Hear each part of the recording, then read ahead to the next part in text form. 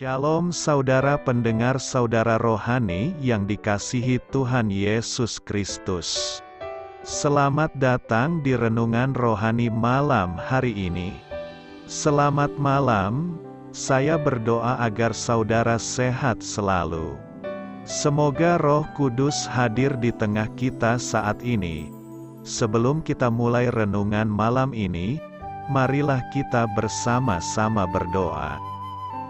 Bapa kami yang di surga, Bapa di dalam nama Tuhan Yesus Kristus, kami sungguh mengucap syukur, ya Tuhan, oleh karena Engkau sangat baik buat kami. Engkau ada bersama kami dan menopang hidup kami di siang hari dan di malam hari. Engkau ada bersama-sama dan menyertai kami. Tuhan, kami memuji dan bersyukur kepadamu pada malam hari ini, kami masih bisa berkumpul di rumah kami yang kecil ini. Tuhan, saat ini kami hendak mendengarkan firman-Mu.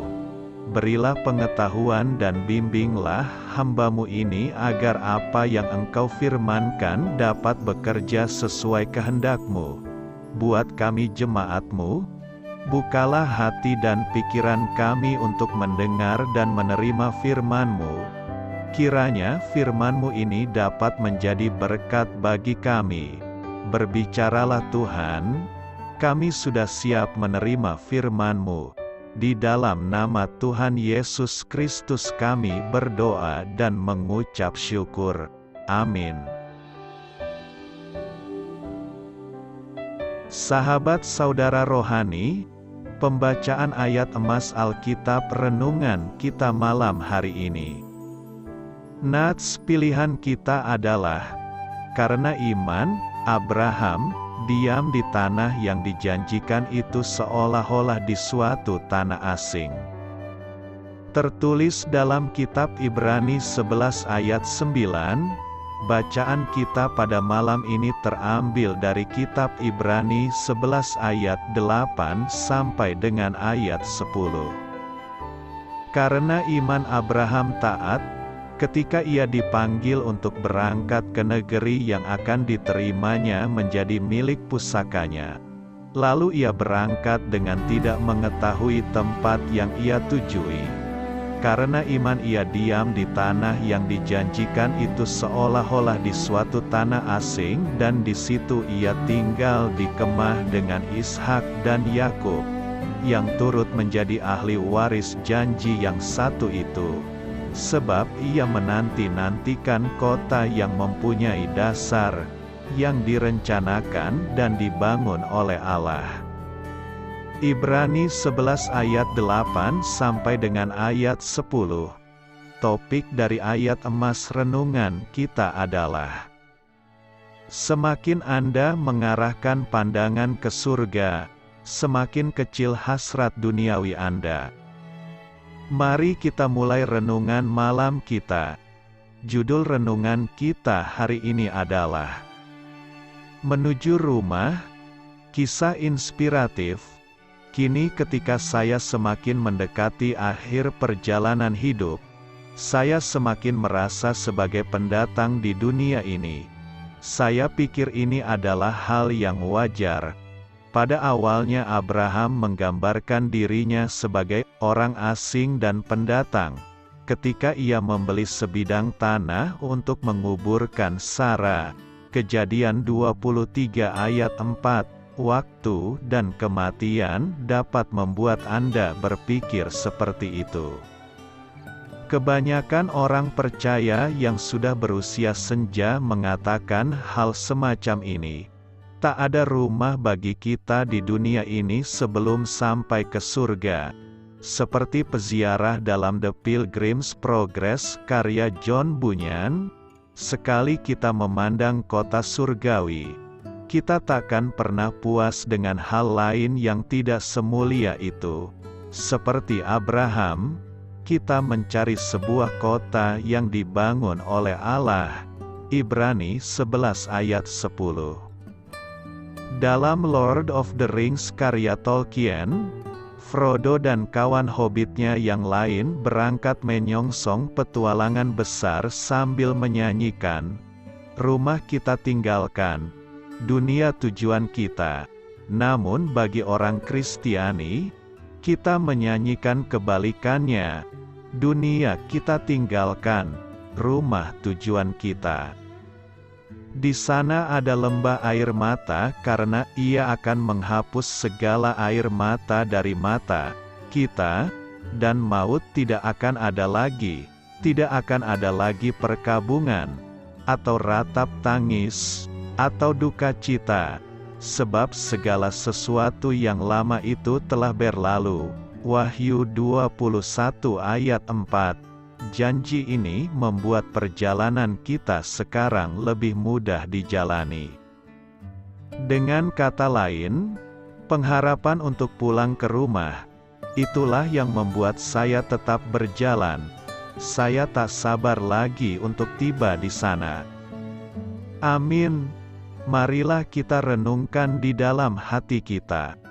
Abraham menjadi bapa banyak bangsa karena iman. Dalam seri Iman edisi bulan ini, kita akan mengenal tokoh Abraham sebagai pahlawan iman. Apa kata Tuhan mengenai iman Abraham? Karena iman Abraham taat, ketika dia dipanggil untuk berangkat ke negeri yang akan diterimanya menjadi milik pusakanya, lalu dia berangkat dengan tidak mengetahui tempat yang dia tujui.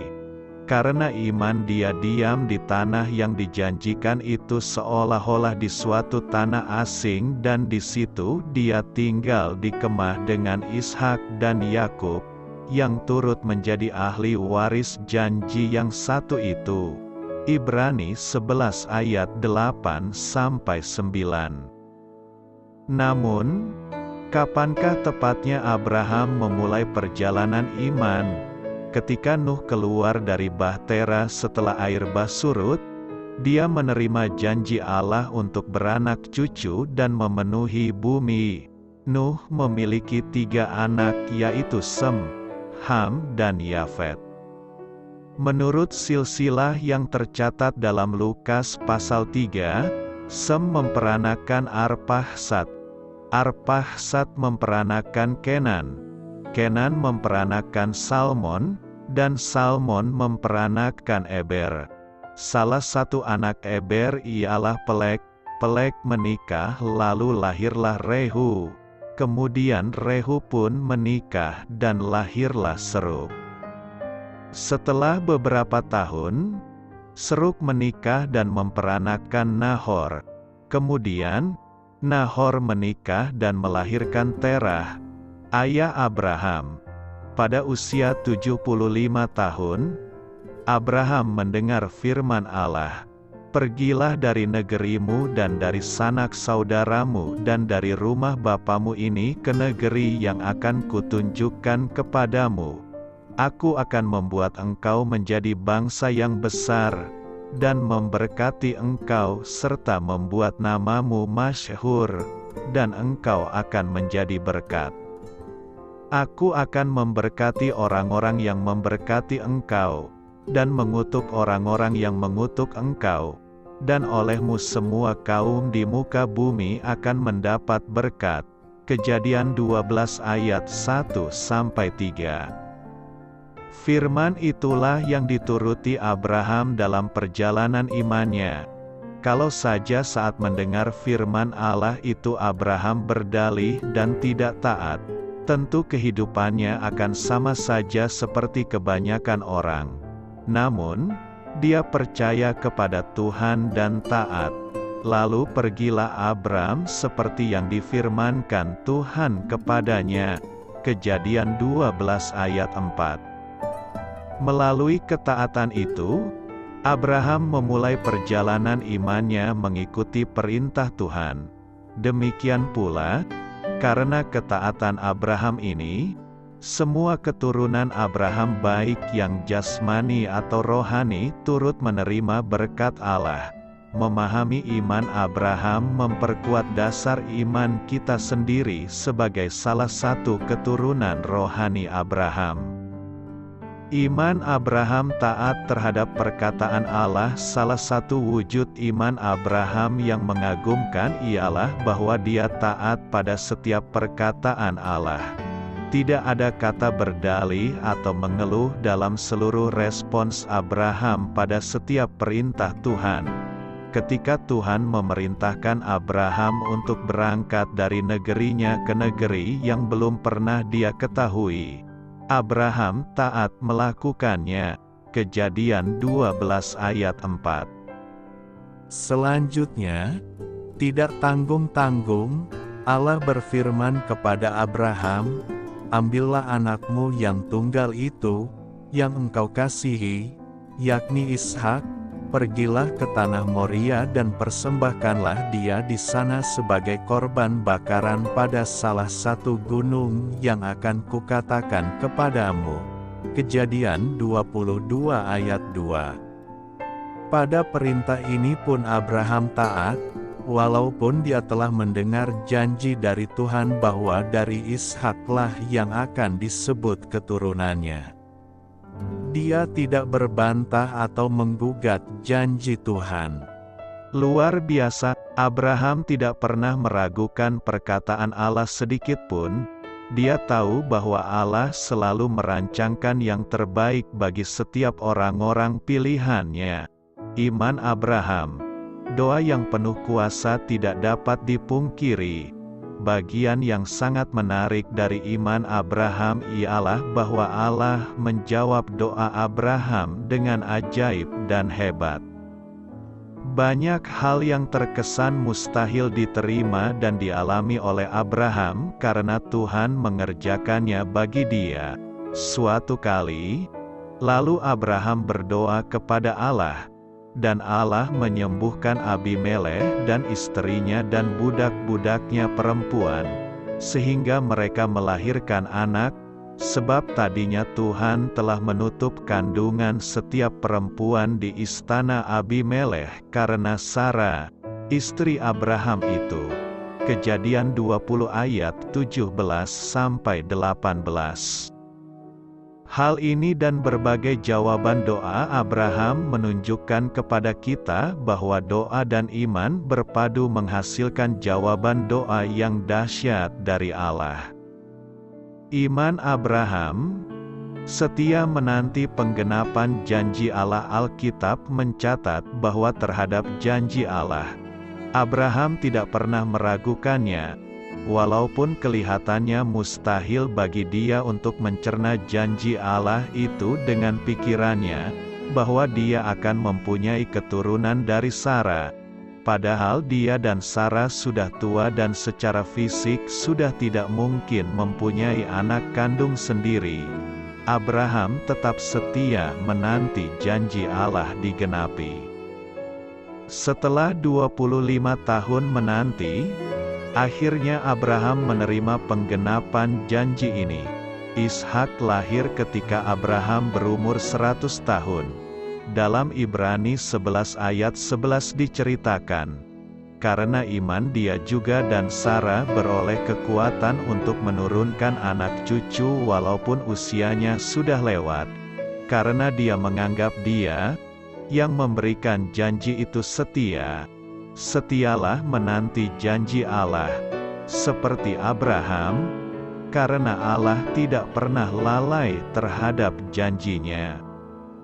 Iman Abraham mampu melihat yang tak terlihat ketika Allah memerintahkan Abraham untuk mempersembahkan Ishak anaknya. Abraham yakin bahwa Allah akan menyediakan domba di atas gunung sebagai pengganti Ishak.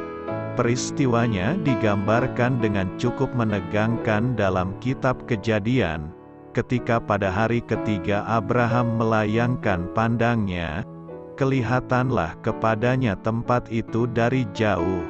Kejadian 22 ayat 4. Pada titik ini, masih tidak satu ekor domba pun terlihat. Tetapi iman Abraham berkobar-kobar dan membuatnya berucap dengan mantap kepada bujangnya, "Tinggallah kamu di sini dengan keledai ini, aku beserta anak ini akan pergi ke sana." Kami akan sembahyang, sesudah itu kami kembali kepadamu. Kejadian 22 ayat 5. Jika iman Abraham saat itu goyah, dia pasti akan membatalkan niatnya. Namun, ternyata iman Abraham tidak goyah sedikit pun, dia tetap menaati perintah Allah.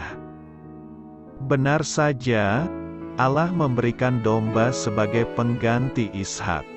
Sebagai prasasti imannya, dan Abraham menamai tempat itu, Tuhan menyediakan, sebab itu sampai sekarang diaktakan orang, di atas gunung Tuhan, akan disediakan. Oleh imannya, Abraham menjadi bapa seluruh orang beriman di sepanjang sejarah. Oleh iman kita menjadi keturunan Abraham secara rohani.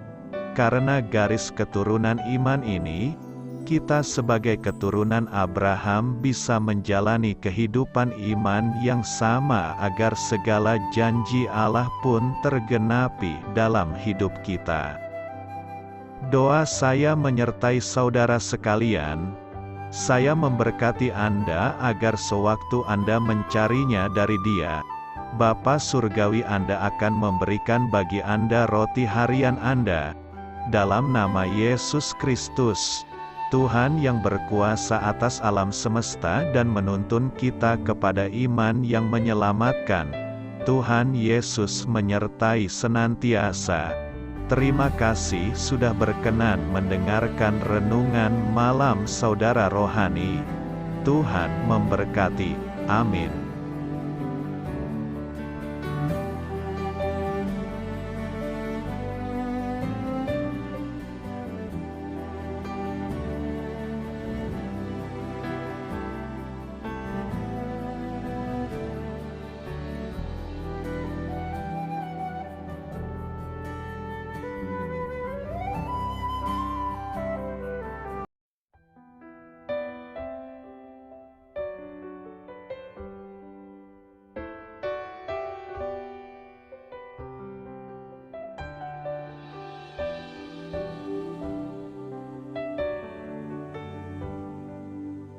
Marilah kita renungkan, sahabat saudara rohani, demikianlah renungan firman Tuhan malam hari ini. Semoga menjadi berkat di dalam hidup kita dan menjadikan kita pribadi yang lebih baik. Sebelum kita beristirahat pada malam hari ini, marilah kita berdoa. Bapa kami yang di surga, Bapa di dalam nama Tuhan Yesus Kristus, kami sungguh mengucap syukur, ya Tuhan, oleh karena Engkau sangat baik buat kami. Engkau ada bersama kami dan menopang hidup kami di siang hari dan di malam hari. Engkau ada bersama-sama dan menyertai kami, ya Tuhan Yesus. Kami mengucap syukur untuk firman-Mu, ya Tuhan, yang memberikan kami kekuatan dan menyadarkan kami bahwa kami tidak perlu takut dengan gelap dan malam. Sebab Tuhan, Engkau ada bersama kami. Engkau melindungi kami dan menjadi perisai bagi kami hamba-Mu berdoa saat ini. Tuhan, untuk setiap pendengar renungan ini yang mengalami ketakutan, kecemasan, kegelisahan, pada situasi gelap dan malam hari di dalam nama Tuhan Yesus Kristus. Kuasa Tuhan melepaskan mereka dari segala ikatan roh-roh ketakutan yang mengikat mereka saat ini. Tuhan melepaskan setiap anak-anak-Mu dari segala rasa takut dan kecemasan.